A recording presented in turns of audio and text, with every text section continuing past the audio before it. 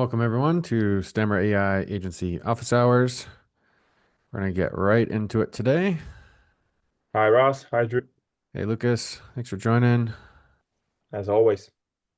All right. Yeah, so we're going to get started here today. Today's going to be a more of a quick overview and then we'll go into some questions and answers if anybody has any. Not much new stuff this week. We are still hard at work at a lot of our other core functionality. But of course, we always like to go over our new items that we've implemented over the last week. A lot of the stuff that we've been working on have been not necessarily new core functionality. It's been focusing on fixing and updating different items that a lot of people have been asking for, as well as just overall platform improvements as well. So main things is inside of the dashboard now, we have access to all of our support options directly inside of the dashboard. This is only visible to agencies, so don't worry about any of your clients or sub accounts seeing this. This is only available to agencies inside of the Stammer side of the platform. So you won't see this in your white label version either, because a lot of the times most people want their white label to be focused on their support options. So this is only inside of the Stammer version, but again, this has all of our different support options for everything that you guys might want. There's a lot of minor updates and changes here that you can review inside of our changelog. And of course, the changelog is up at the top right here, where you can click on this button and then you can read in depth all of the new features and improvements and fixes. Like I said, most of the things that we've been working on lately are platform UI and quality of life enhancements. So a lot of that stuff is not related to core functionality or how these AI agents are working. That being said, last week we went over our first AI voice iteration. We have since been improving that from our initial feedback that we've been getting from a few of our agencies, as well as we are now taking users into our beta program for voice.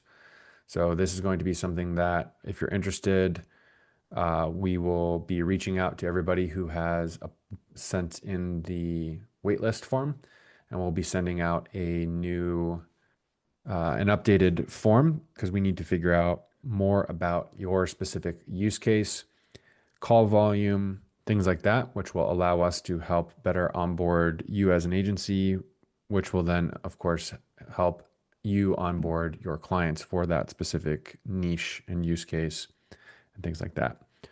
We're definitely taking a more hands-on approach for our beta program for voice because it is such new functionality to our platform.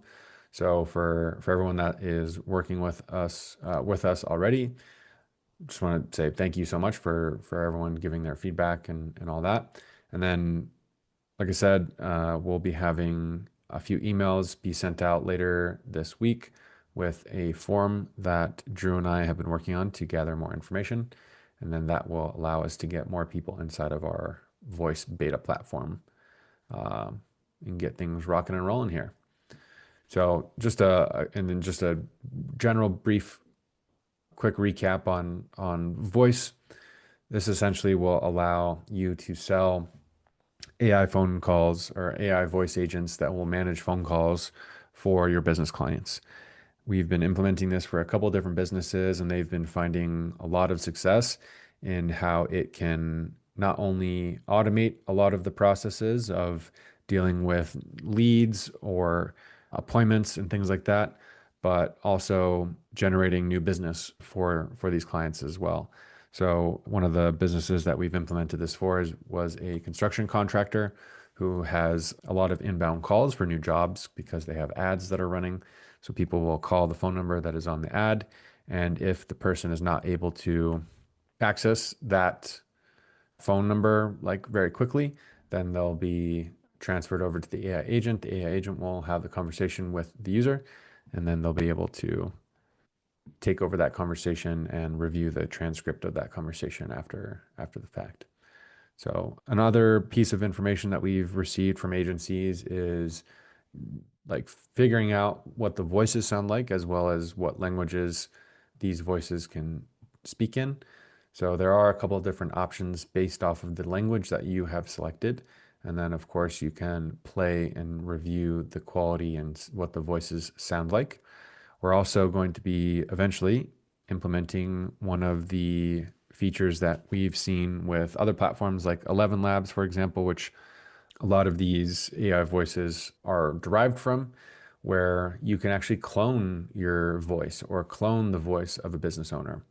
And that is going to be a future feature that we release, but that is something that people have been asking about. And when that does happen, we definitely encourage people to update their first sentence to let the person on the other end of the phone know that they're talking to an AI version of the business owner. So yeah, that's just like some early interesting feedback that we've gotten that we're going to look at to improving the voice side of things. Of course, we're also going to be focusing on outbound and our development of outbound, where we have the AI agents send calls to users who opt in. Now, the key here is this will not be available for cold calling. Cold calling with AI agents is very illegal in the United States and can be heavily fined. So that is something that we're going to be restricting pretty heavily, and as well as for agencies and their clients as well, because that is not something that any of us want to have to deal with, essentially.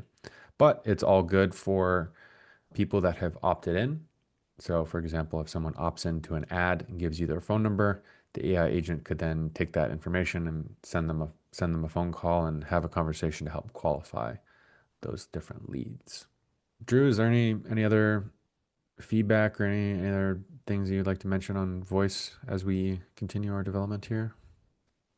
The people who fill out the form and give us more information will be the first people that we reach out to schedule the next set of calls and kind of the warm up period that we'll have with all of our agencies. So those people will take priority. There are quite a few form submissions that came through with initial interest, but we have some additional questions to make sure that we have the proper instructions and integration documentation ready to go with any platforms that you or your clients might be working with.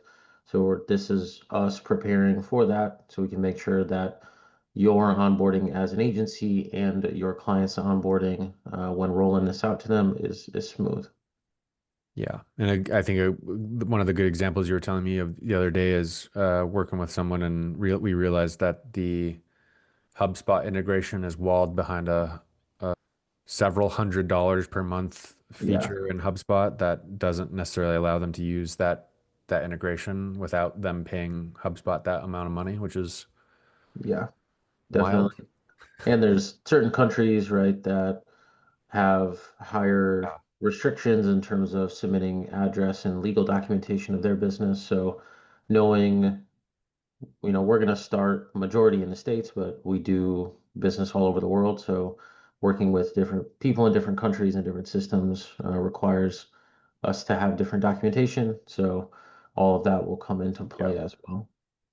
Yes. Yeah. So countries like I believe the UK, Germany, France, those are like the top three that we've looked into customers. All of those require more documentation and like legality, I guess, in order to be implemented. So that's a that's a good point. Yeah.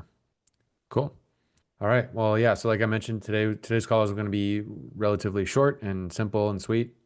Is there any questions, comments, concerns on anything that I talked about or any other items that anybody would like to bring up or discuss today? Please let us know in the chat or you can start talking.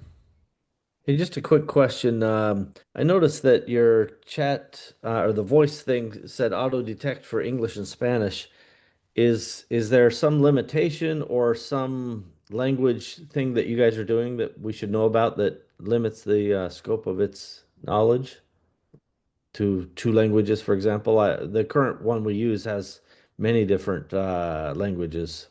Yeah, yeah. So when it comes to voice is a little bit different from the providers. So for example, like with 11 Labs, where a lot of, voice configurations from not only us, but many other platforms, it doesn't necessarily, it's not able to use the same voice and then switch to multiple different languages in one go. So, like for example, if we select Hungarian or any of these other options, these will be different voices than if it was just to select English. So English and Spanish is a one of those options that allows it to switch between the two. And of course, there's this experimental version which is okay, but doesn't necessarily work all the time. As we continue development, voice is just it's like a whole nother beast in terms of being able to replicate the use cases that we are seeing with chat because of it having to output audio rather than just text. Okay, cool. Thank you. Yeah, you're welcome. Any other questions or comments? All good in my end. All righty. One final follow-up. I just want to give everybody else a chance, but Yeah. how is the monetization going to work on voice Yeah. if you have it? Yeah. So it'll work very similar to the chat side of things. So the the price that you see here, this will be something that is billed to you and your agency. And then just like we have the SaaS configurator set up to up or do rebilling for chat messages, you'll be able to do the same thing for voice. So for example, if for on the chat side of things, if you're getting charged 2 cents, you could charge your client 5 cents per message. With voice, if you're getting charged, let's say 9 cents or 13 cents, you could then charge your client 15 cents or 20 cents a minute. And that will be for the usage side of things. For the phone number, it will be also very similar. So if you purchase a phone number for X amount of dollars, you'll be able to increase that price or that margin on the phone numbers. So there's basically like the phone number side of things and then the actual usage side of the things. And then you'll be able to have there'll be a slider here that allows you to set a margin to update the price on whatever it is that you want. And that will all be plan specific inside of the SaaS configurator. So we're wrapping up kind of that side of development right now that we have the core functionality out. And that is one of the other things that we're very interested to talk with users and agencies about in the beta program to get their feedback on what they're expecting to be able to charge their clients and how they want to be able to charge their clients and the billing happens the exact same way where that price of like if you're charging 15 cents a minute for your clients, that 15 cents a minute is billed to the second, and then that will be deducted from their sub account wallet. And then, of course, when their sub account wallet gets rebilled, that revenue goes right into your Stripe account. Gotcha. And did you guys discuss your underlying tech stack? You mentioned 11 Labs. I assume there's an element. If you don't care to share it, that's also fine. But I'm just curious what's driving some of the costs there. Yeah, yeah. So it's basically OpenAI and 11 Labs, and then Twilio is going to be the back end side of things of how the calls are actually handled. So that's generally the stack. We're looking into other providers as well. So like the idea here is similar to how we have the ability to select different models. We'll be able to integrate other providers that maybe have already built out infrastructure for themselves, and we'll be able to put that in here as a different cost per minute, as well as update some of the functionality here depending on what they might have available that some others might not have available. So right now we're just trying to get it out there in the hands of certain businesses so that way we can see how people are using it more. And then once that allows us to get some more information, we'll be able to add in more models and change things up, which will of course change the cost. Excellent. And in terms of the outbound, I agree that, cold calls would be a nightmare and just kind of bring the whole thing down. But how will you guys determine opt-in status versus like we have a lot of people who bring in leads, through let's say Go High Level or through some other CRM, Mhm. and they opt in, and just being able to call that lead and say, hey, if you have any questions right now, your appointment's on Tuesday, but happy to connect now if you have time. How will that validation technique happen? We are going to take GHL's lead with that as well. So there will be basically a form that the end business will sign essentially digitally that says that these are all opt-ins. It does become a little bit tricky. Like we will be doing hard caps on like uploading a list of leads. Like for example, like if you try to, add in 100,000 leads all at once, like that's probably something that we fundamentally just won't allow. But we're also talking with Twilio right now to figure out the legality side of things because if their system also detects the cold calling, their system will just shut off the phone number without basically any warning. And obviously we don't want that to happen.